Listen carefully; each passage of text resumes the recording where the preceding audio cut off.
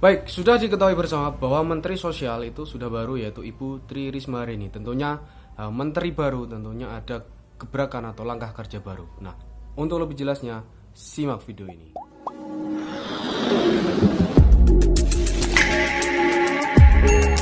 Baik, Assalamualaikum warahmatullahi wabarakatuh. Kembali lagi ke channel saya, yaitu Aziz Kurido Official, channel yang bahas tentang informasi-informasi bantuan sosial, khususnya program Keluarga Harapan atau PKH. Baik, pada kali ini saya akan bahas tentang 5 gebrakan atau langkah kerja, yaitu yang akan dilakukan oleh Menteri Sosial baru, yaitu Ibu Tri Risma hari ini. Nah, tentunya sebagai menteri yang baru ada suatu gebrakan ya atau langkah kerja yang nyata dan sudah dikomunikasikan dengan Bapak Presiden. Nah, tentunya apa saja 5 langkah tersebut. Nah, sebelum saya jelaskan 5 langkah tersebut, yang suka dengan video ini bisa langsung tekan tombol like ya. Dan yang masih bingung atau mau berbagi informasi bisa langsung tekan tombol komen, bisa tulis di situ.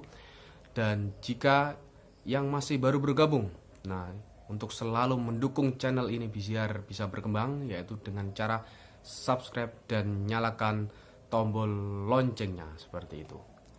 Baik, kembali ke topik yang sudah saya sampaikan di depan, bahwa nantinya atau pada waktu dekat itu Ibu Risma akan memberikan suatu gebrakan ataupun suatu langkah, yaitu langkah kerja yang nyata yang akan dilakukan pada tahun 2021 atau dalam waktu dekat. Nah, seperti itu. Yang pertama yaitu apa? Yang pertama adalah pembenahan data penerima bansos untuk meminimalisir kesalahan sehingga errornya rendah. Jadi maksudnya pembenahan ini adalah pembenahan dalam hal semisal tepat sasarannya penerimanya dan juga tidak ada kesalahan dalam NIK, kependudukan atau yang lain. Tapi lebih tepatnya di sini adalah Risma mengatakan dirinya akan melakukan perbaikan data penerima. Nah, bantuan sosial Kemensos yang akan bekerja sama dengan Direktorat Jenderal Kependudukan dan Pencatatan Sipil Kementerian Dalam Negeri. Nah, seperti itu.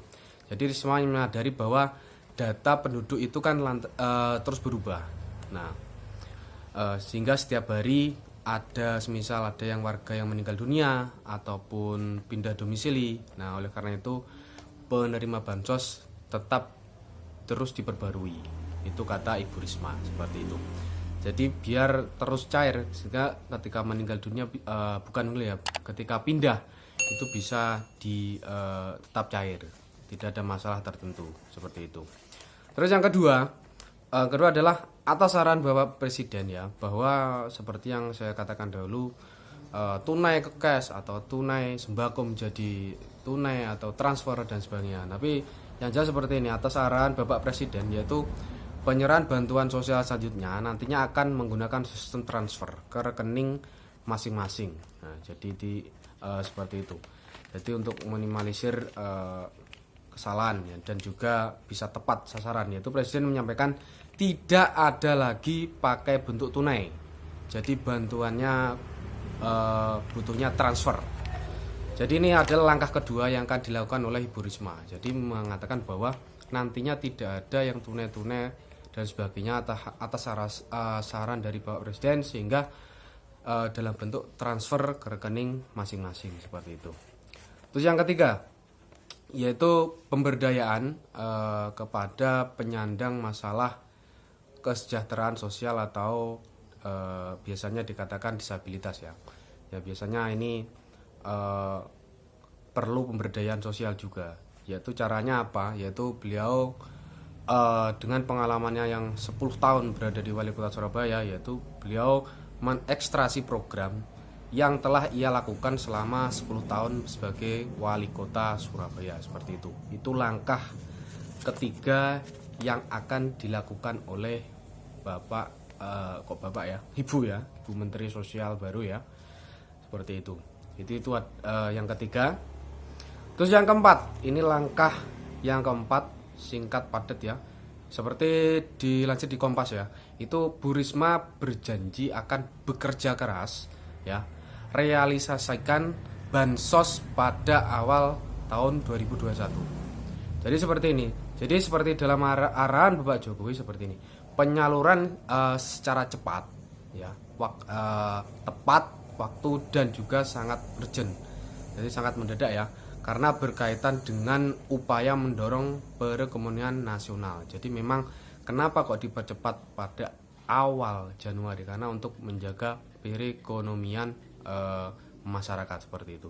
Jadi Risma mengatakan ini yang perlu diingat ya, bahwa kami harus bekerja keras ya, sehingga minggu pertama, ingat, jadi minggu pertama bulan Januari itu bansos sudah bisa tersampaikan ke penerima bantuan. Nah, ini merupakan pemberitahuan yang bagus ya, karena memang bansosnya akan diberikan pada minggu awal Januari 2021. Semoga ini bisa diusahakan oleh Ibu Menteri yang baru, sehingga memang janji ini bisa tepat pada atau cairnya pada awal minggu Januari 2021 seperti itu. Itu yang keempat ya. Jadi ada 5 ya, dan yang terakhir adalah beliau akan menjalankan kerjasama ya. Jadi dalam pemberdayaan sosial, ini merupakan yang baru ya. Dalam pemberdayaan sosial, beliau akan bekerja sama dengan perguruan tinggi yang ada di seluruh wilayah Indonesia, sehingga dapat menangani dalam pemberdayaan sosial. Dan artinya dengan adanya kerjasama ini, ada namanya monitoring dan juga evaluasi dari pemerintah dari setiap wilayah, karena memang dari perguruan tinggi itu mengikuti dalam pemberdayaan sosial seperti itu. Itu program yang ke-5. Jadi ada 5 ya. Saya ulangi, yang pertama tadi adalah bahwa pembenahan terkait data bansos ya. Terus yang kedua yaitu tidak adanya tunai, atau sekarang yaitu transfer. Nah, jadi model bantuannya akan diproses secara transfer seperti itu. Terus yang ketiga, pemberdayaan kepada penyandang masalah kesejahteraan sosial atau PMKS. Nah, seperti itu, misalnya pada disabilitas. Terus yang kelima, menjalin kerjasama dengan perguruan tinggi seperti itu, sehingga dapat adanya evaluasi dan monitoring terhadap pemberdayaan sosial di seluruh Indonesia seperti itu. Jadi ada 5 gebrakan yang akan dilakukan oleh Ibu Menteri Sosial yang baru, yaitu Ibu Tri Risma hari ini seperti itu. Dari kesimpulan saya, dari berbagai press atau pernyataan beliau, saya simpulkan ada 5 yang akan dibenahi pada menjelang atau setelah beliau dilantik ini seperti itu. Nah, mungkin itu yang bisa saya sampaikan, tapi yang perlu saya ingatkan, selalu jaga protokol kesehatan karena pandemi COVID-19 masih berlanjut, sehingga kita tetap hati-hati, tetap jaga jarak, pakai masker, selalu cuci tangan sebelum atau keluar ya, seperti itu. Jadi semuanya bisa terhindar dari COVID-19. Nah, mungkin itu. Jadi semoga ini bisa bermanfaat. Jika informasi ini dianggap penting, bisa langsung di-share di seluruh media sosial, sehingga bisa menerima informasi yang penting dari Kementerian Sosial, karena ada perubahan baru, menteri baru, tentunya ada gebrakan yang baru seperti itu.